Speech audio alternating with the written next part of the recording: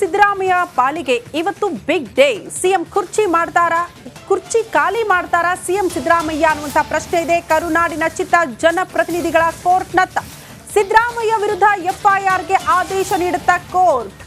FIR ದಾಖಲಿಗೆ ಅನುಮತಿ ಕೊಟ್ರೆ ಸಿಎಂಗೆ ಸಂಕಷ್ಟ ಎದುರಾಗುತ್ತೆ.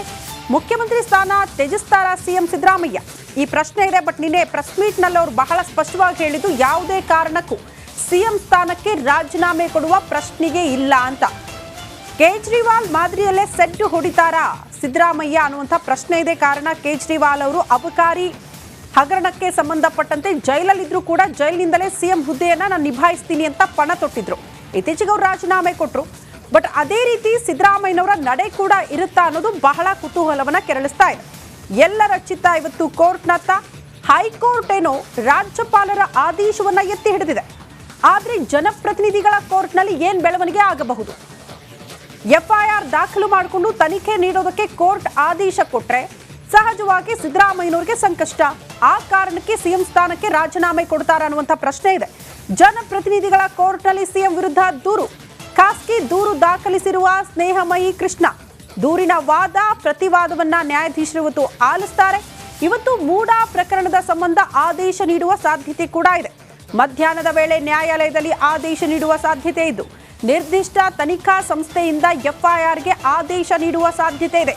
ಇಂಥದ್ದೇ ತನಿಖಾ ಸಂಸ್ಥೆ ಎಫ್ಐಆರ್ ದಾಖಲು ಮಾಡಿಕೊಂಡು ಈ ಮೂಡಾ ಹಗರಣಕ್ಕೆ ಸಂಬಂಧಪಟ್ಟಂತೆ ಸಿಎಂ ಮೇಲೆ ಬಂದಿರುವಂತಹ ಆರೋಪಕ್ಕೆ ಸಂಬಂಧಪಟ್ಟಂತೆ ತನಿಖೆ ಮಾಡೋದಕ್ಕೆ ಕೋರ್ಟ್ ಏನಾದರೂ ಆದೇಶ ಕೊಟ್ರೆ ಸಹಜವಾಗಿ ಸಿದ್ದರಾಮಯ್ಯನವರಿಗೆ ಸಂಕಷ್ಟ ಅಂತ ಹೇಳಲಾಗ್ತಾ ಇದೆ. ಹಾಗಾಗಿ ಜನಪ್ರತಿನಿಧಿಗಳ ಕೋರ್ಟ್ನತ್ತ ಇವತ್ತು ಎಲ್ಲರ ಚಿತ್ತ ಏನಾಗಬಹುದು, ಸಿಎಂ ಭವಿಷ್ಯ ಇವತ್ತು ಡಿಸೈಡ್ ಆಗುತ್ತೆ. ಈ ಬಗ್ಗೆ ಮತ್ತಷ್ಟು ಡೀಟೇಲ್ಸ್ ಅನ್ನ ಕೊಡ್ತಾ ಹೋಗ್ತಾರೆ ನಮ್ಮ ಪ್ರತಿನಿಧಿ ಮಾದೇಶ್. ನೇರ ಸಂಪರ್ಕದಲ್ಲಿ ಜಾಯಿನ್ ಆಗ್ತಿದ್ದಾರೆ. ಎಲ್ಲರ ಚಿತ್ತ ಹೈಕೋರ್ಟ್ನತ್ತ ಇತ್ತು ಮಾದೇಶ್. ಬಟ್ ರಾಜ್ಯಪಾಲರ ನಡೆಯನ್ನೇ ಎತ್ತಿ ಹಿಡಿತು ಹೈಕೋರ್ಟ್. ಇವತ್ತು ಜನಪ್ರತಿನಿಧಿಗಳ ಕೋರ್ಟ್ನಲ್ಲಿ ಏನೆಲ್ಲ ಬೆಳವಣಿಗೆ ಆಗಬಹುದು, ಸಿಎಂಗೆ ಯಾವ ರೀತಿ ಸಂಕಷ್ಟ ಎದುರಾಗಬಹುದು?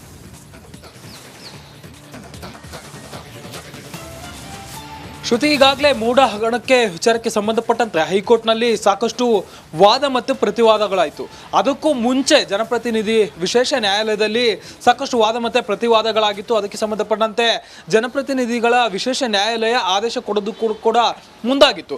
ಅಷ್ಟರಲ್ಲೇ ಸಿಎಂ ಸಿದ್ದರಾಮಯ್ಯ ಅವರ ಪರ ವಕೀಲರು ಹೈಕೋರ್ಟ್ಗೆ ರಿಟ್ ಅರ್ಜಿಯನ್ನು ಸಲ್ಲಿಸಿ ಆ ಒಂದು ಆದೇಶವನ್ನು ತಡೆ ಹಿಡಿಯೋದಕ್ಕೆ ಒಂದು ಮಧ್ಯಂತರ ತಡೆಯನ್ನು ತರುವಂಥ ಕೆಲಸವನ್ನು ಮಾಡಿದರು. ನಿನ್ನೆ ಹೈಕೋರ್ಟ್ನಿಂದ ಒಂದು ಮಹತ್ವದ ತೀರ್ಪು ಹೊರಬಂದಿತ್ತು. ಅಂದರೆ ಅವರಿಗೆ ಪ್ರಾಸಿಕ್ಯೂಷನ್ಗೆ ಅನುಮತಿ ನೀಡೋದಕ್ಕೆ ಈಗಾಗಲೇ ರಾಜ್ಯಪಾಲರು ಏನು ಆದೇಶವನ್ನು ನೀಡಿದ್ರು, ಆ ಒಂದು ಆದೇಶವನ್ನು ಹೈಕೋರ್ಟ್ ಎತ್ತಿಡುವಂಥ ಕೆಲಸವನ್ನು ಮಾಡಿತ್ತು.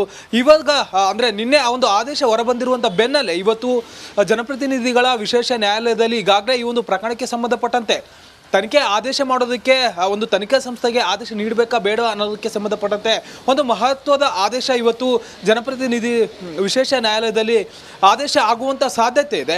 ಅದಕ್ಕೂ ಮುನ್ನ ಒಂದು ವೇಳೆ ಅಂದರೆ ಮಧ್ಯಾಹ್ನದ ವೇಳೆಗೆ ಒಂದು ವಿಚಾರಣೆ ಬಂದು ಆದೇಶ ನೀಡುವಂಥ ಸಾಧ್ಯತೆ ಇದೆ. ಅದಕ್ಕೂ ಮುನ್ನ ಒಂದು ವೇಳೆ ಸಿಎಂ ಸಿದ್ದರಾಮಯ್ಯ ಅವರು ಮೇಲ್ಮನವಿಯನ್ನು ಸಲ್ಲಿಸಿದರೆ ಮತ್ತೆ ಈ ಒಂದು ಆದೇಶ ಮುಂದೂಡುವಂಥ ಸಾಧ್ಯತೆ ಇದೆ. ಒಟ್ಟಾರೆಯಾಗಿ ಇಷ್ಟು ದಿನಗಳ ಕಾಲ ಈ ಒಂದು ಪ್ರಕರಣಕ್ಕೆ ಸಂಬಂಧಪಟ್ಟಂತೆ ಸಾಕಷ್ಟು ಬಾರಿ ವಾದ ಮತ್ತು ಪ್ರತಿವಾದಗಳು ನಡೆದಿದೆ. ನ್ಯಾಯಾಲಯದಲ್ಲೂ ಕೂಡ ಈ ಒಂದು ಪ್ರಕರಣಕ್ಕೆ ಸಂಬಂಧಪಟ್ಟಂತೆ ಸಾಕಷ್ಟು ಮಾಹಿತಿಗಳನ್ನು ಕಲೆ ಹಾಕುವಂಥ ಕೆಲಸವನ್ನು ಮಾಡಲಾಗಿದೆ. ಜೊತೆಗೆ ಇತ್ತ ಸಿಎಂ ಸಿದ್ದರಾಮಯ್ಯ ಅವರ ವಿರುದ್ಧ ಏನೆಲ್ಲ ಆರೋಪಗಳು ಬಂದಿದೆ ಅದಕ್ಕೆ ಸಂಬಂಧಪಟ್ಟಂತೆ ಅರ್ಜಿದಾರರು ಕೂಡ ಸ್ನೇಹಮಯಿ ಕೃಷ್ಣ ಆಗಿರ್ಬೋದು ಮತ್ತು ಬೇರೆ ಬೇರೆ ಅರ್ಜಿದಾರರು ಕೂಡ ಒಟ್ಟು 3 ಜನ ಅರ್ಜಿದಾರರು ಈ ಒಂದು ಕೇಸ್ನಲ್ಲಿದ್ದಾರೆ. ಆ 3 ಜನರು ಕೂಡ ಒಂದಷ್ಟು ದಾಖಲೆಗಳನ್ನು ಕೂಡ ಕೋರ್ಟ್ಗೆ ಸಬ್ಮಿಟ್ ಮಾಡುವಂಥ ದಾಖಲೆಗಳನ್ನು ಕೂಡ ಇಟ್ಕೊಂಡಿದ್ದಾರೆ. ಒಂದು ವೇಳೆ ಇವತ್ತು ಆದೇಶವನ್ನು ಅಂದರೆ ಎಫ್ಐಆರ್ ದಾಖಲು ಮಾಡಿ ತನಿಖೆ ಮಾಡೋದಕ್ಕೆ ಒಂದು ನಿರ್ದಿಷ್ಟ ತನಿಖಾ ಸಂಸ್ಥೆಗೆ ಏನಾದರೂ ನ್ಯಾಯಾಲಯ ಆದೇಶ ನೀಡಿದರೆ ಮುಂದಿನ ಹಂತದಲ್ಲಿ ಕೂಡ ಇವರು ಅದಕ್ಕೆ ಸಂಬಂಧಪಟ್ಟಂಥ ಒಂದಷ್ಟು ದಾಖಲೆಗಳನ್ನು ಲಗತ್ತಿಸಬೇಕಾಗುತ್ತೆ. ಜೊತೆಗೆ ತನಿಖಾ ತಂಡವು ಕೂಡ ಅದರದ್ದೇ ಆದಂಥ ಒಂದಷ್ಟು ಸಿಎಂ ವಿರುದ್ಧ ತನಿಖೆ ಆಗಿರೋದ್ರಿಂದ ಒಂದಷ್ಟು ಪ್ರಿಪರೇಷನ್ಗಳನ್ನು ಕೂಡ ಮಾಡ್ಕೊಳ್ಬೇಕಾಗುತ್ತೆ. ಒಂದು ವೇಳೆ ಇವತ್ತು ಆದೇಶ ಏನಾದರೂ ಅಂದರೆ ಎಫ್ಐಆರ್ ದಾಖಲಿಸಿಕೊಂಡು ತನಿಖೆ ಮಾಡೋದಕ್ಕೆ ನ್ಯಾಯಾಲಯ ಆದೇಶ ನೀಡಿದರೆ ಸಿಎಂಗೆ ಮತ್ತಷ್ಟು ಸಂಕಷ್ಟ ಎದುರಾಗುವಂತ ಸಾಧ್ಯತೆ ಇದೆ. ಓಕೆ ಮಾದೇಶ್, ಧನ್ಯವಾದಗಳು ತಮ್ಮೆಲ್ಲ ಮಾಹಿತಿಗೆ. ಮೂಡಾ ಸಂಘರ್ಷದಲ್ಲಿ ಸಿಎಂ ಸಿದ್ದರಾಮಯ್ಯಗೆ ಹೈಕೋರ್ಟ್ ಶಾಕ್ ಕೊಟ್ಟಿದೆ. ಪ್ರಾಸಿಕ್ಯೂಷನ್ ಪ್ರಶ್ನಿಸಿ ಸಿಎಂ ಸಲ್ಲಿಸಿದ್ದ ಅರ್ಜಿ ವಜಾಗೊಳಿಸಿ ತನಿಖೆಗೆ ಆದೇಶ ನೀಡಿದೆ. ಹಾಗಾದ್ರೆ ಅಂದು ಸಿಎಂ ಪರ ವಕೀಲರು ಮಂಡಿಸಿದ್ದ ವಾದವೇನು, ಈಗ ಹೈಕೋರ್ಟ್ ನೀಡಿರೋ ಆದೇಶವೇನು? ಆ ಕುರಿತ ರಿಪೋರ್ಟ್ ಎಲ್ಲಿದೆ ನೋಡಿ.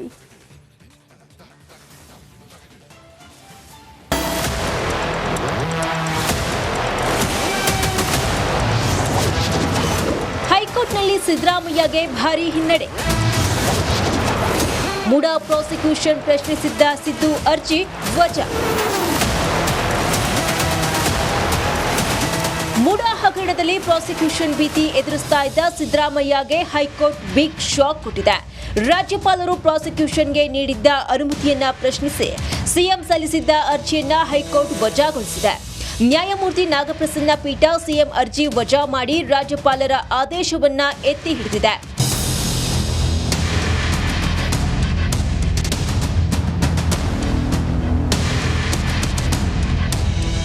ಹೈಕೋರ್ಟ್ ಯಾವೆಲ್ಲ ಅಂಶಗಳನ್ನ ಪರಿಗಣಿಸಿ ರಾಜ್ಯಪಾಲರ ಆದೇಶ ಎತ್ತಿ ಹಿಡಿದಿದೆ?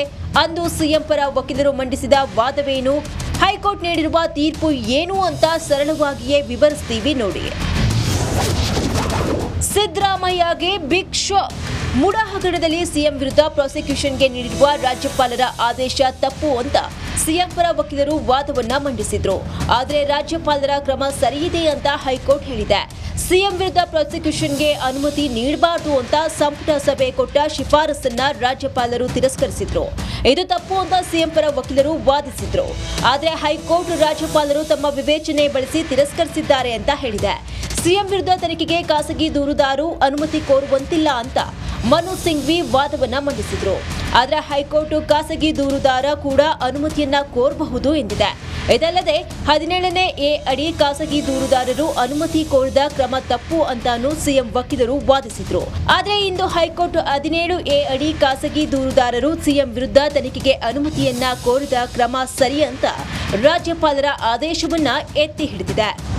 ಹೈಕೋರ್ಟ್ನ ಈ ಮಹತ್ವದ ತೀರ್ಪಿನ ಬೆನ್ನಲ್ಲೇ ಸಿಎಂ ಸಿದ್ದರಾಮಯ್ಯ ಮಾತನಾಡಿದರು. ಹೈಕೋರ್ಟ್ ತನಿಖೆಗಷ್ಟೇ ಅನುಮತಿಯನ್ನು ನೀಡಿದೆ, ಆದರೆ ಪ್ರಾಸಿಕ್ಯೂಷನ್ಗೆ ಅನುಮತಿ ನೀಡಿಲ್ಲ ಅಂತ ಹೇಳಿದ್ದಾರೆ. ಪ್ರಾಸಿಕ್ಯೂಷನ್ಗೆ 218 BNSS ಪ್ರೊಸೀಜರ್ ಕ್ರಿಮಿನಲ್ ಸೆಕ್ಷನ್ ಪ್ರಕಾರ ಕೊಟ್ಟಿಲ್ಲ, ಅದನ್ನ ತಿರಸ್ಕಾರ ಮಾಡಿದ್ದಾರೆ.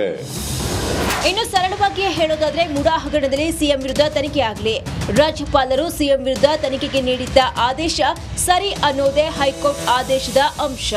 ಇದರಿಂದ ಸಿಎಂ ಸಿದ್ದರಾಮಯ್ಯಗೆ ಸಂಕಷ್ಟ ಪಕ್ಕಾ ಪಕ್ಕಾ ಪಕ್ಕಾ. Bureau report, republic Kannada. ಇನ್ನು ಸಿಎಂ ಸಿದ್ದರಾಮಯ್ಯನವರಿಗೆ 218 BNSS ಸಹಾಯವಾಗುತ್ತಾ ಅನ್ನೋದು ಪ್ರಶ್ನೆ. PC ಆಕ್ಟ್ ಅಡಿ ತನಿಖೆ ಮಾಡೋದಕ್ಕೆ 17A ಅನುಮತಿ ಬೇಕು. ರಾಜ್ಯಪಾಲರೇ 17A ಅಡಿ ತನಿಖೆಗೆ ಅನುಮತಿ ನೀಡಿದ್ದಾರೆ. ನ್ಯಾಯಾಧೀಶರು ಕೂಡ ರಾಜ್ಯಪಾಲರ ನಿರ್ಧಾರವನ್ನು ಒಪ್ಪಿಕೊಂಡಿದ್ದಾರೆ. ರಾಜ್ಯಪಾಲರ ಆದೇಶವನ್ನ ಹೈಕೋರ್ಟ್ ಎತ್ತಿ ಹಿಡಿದಿದೆ. ಇದರಲ್ಲಿ 218 ಸೆಕ್ಷನ್